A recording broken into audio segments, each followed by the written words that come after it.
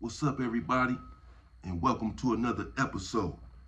Hit the like button, subscribe to my channel, and share the video.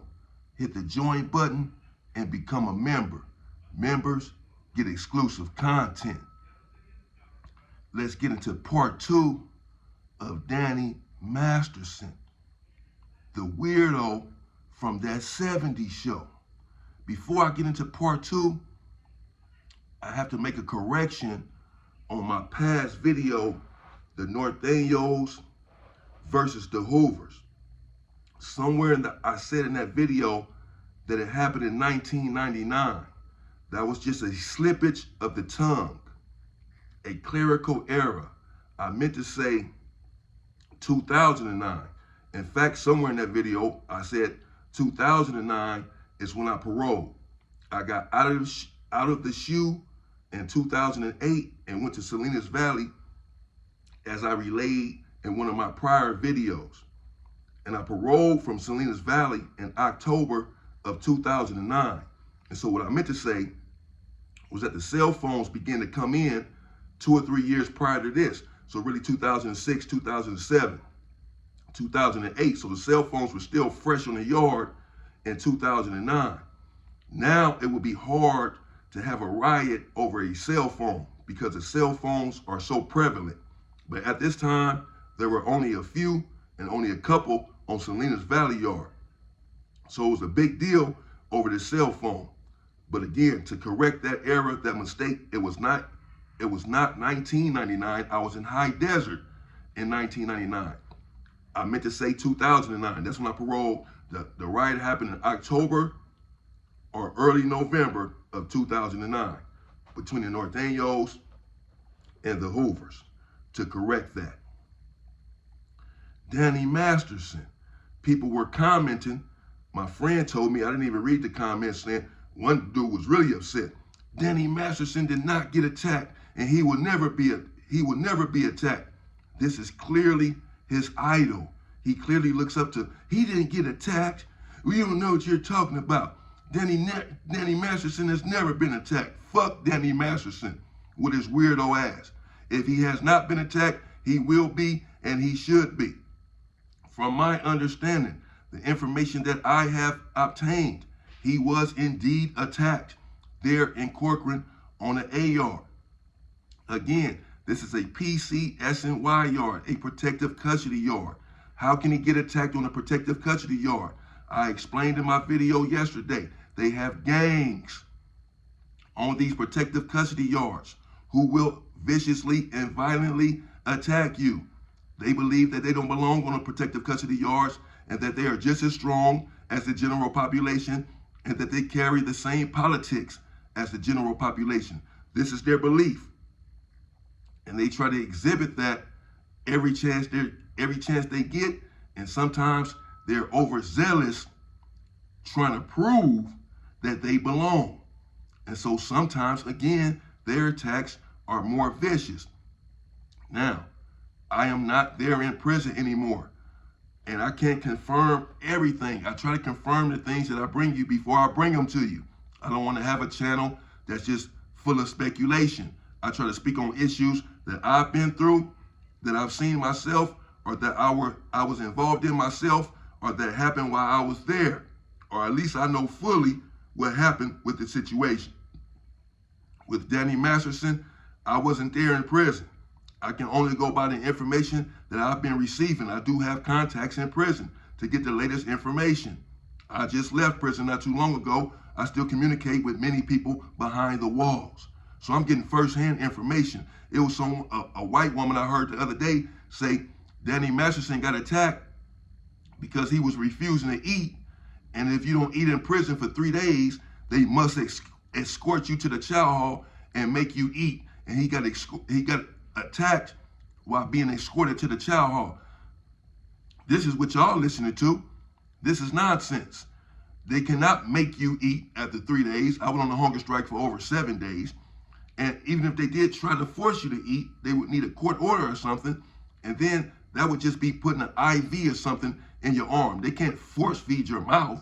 They can't pry open your mouth and force food down there. They would feed you with an IV or something if they thought that your life was on the line. So that's not how he got attacked. There are different stories as to how he got attacked. Now, some are saying that he was already transferred to the very soft prison, CMC, the California Men's Colony. In my estimation, the softest prison in California. Some say that he got transferred because of this attack.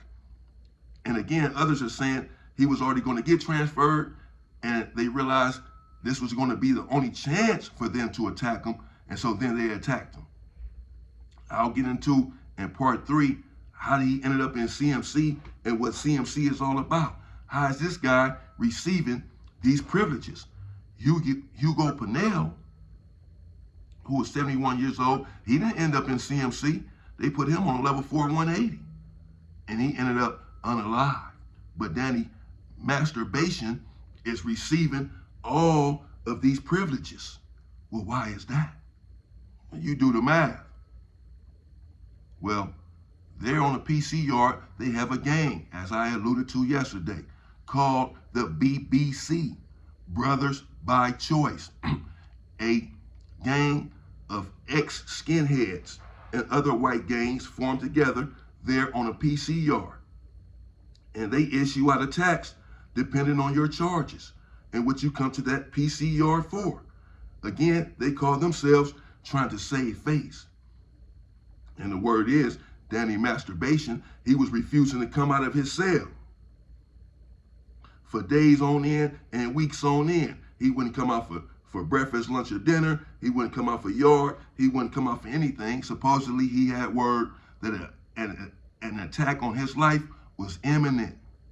And so he was refusing to come out. On this particular day, for some reason, he found his way out of his cell, being escorted, nonetheless, by the police, either to medical, either to R&R to put the paperwork in and give him your property for the transfer, whatever he was being escorted for. There are different stories as to why he was out of his cell.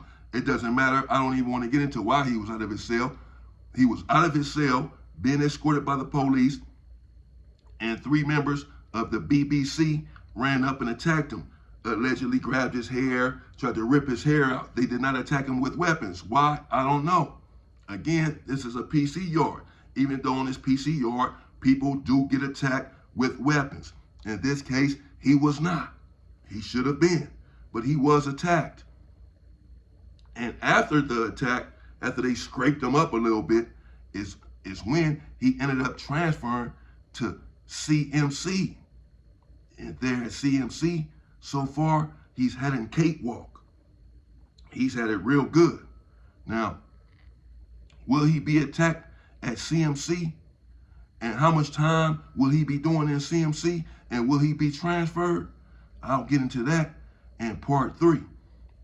Part 2, just to conclude, Danny Masterson, from my understanding, again, I was not there, but he was attacked there on a PC yard. As I said, Corcoran, it has a certain mentality. Corcoran State Prison, it has a certain attitude. Even there, apparently, on the protective custody yard.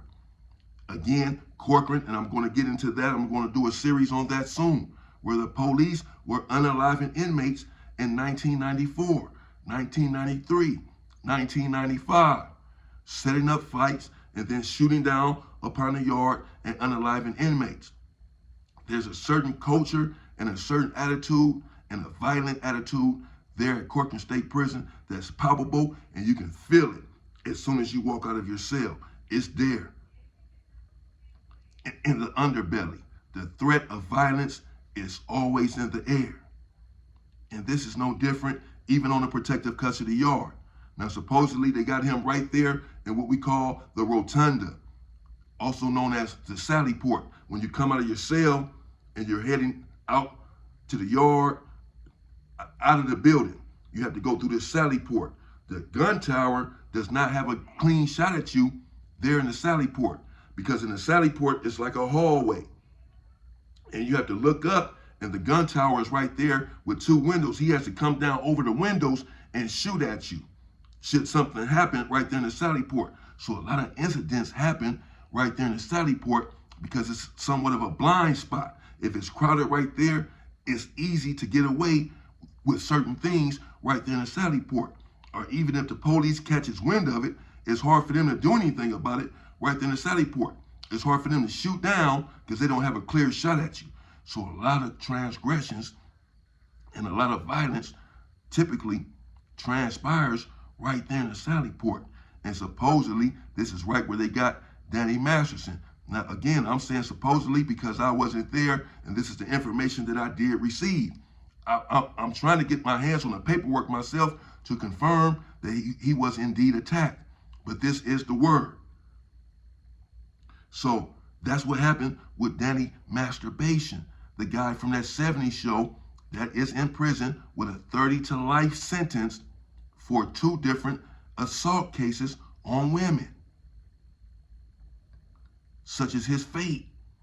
But it's not over for him and others like him that go to prison and think that they can hide on a PC yard and get away with their despicable crimes.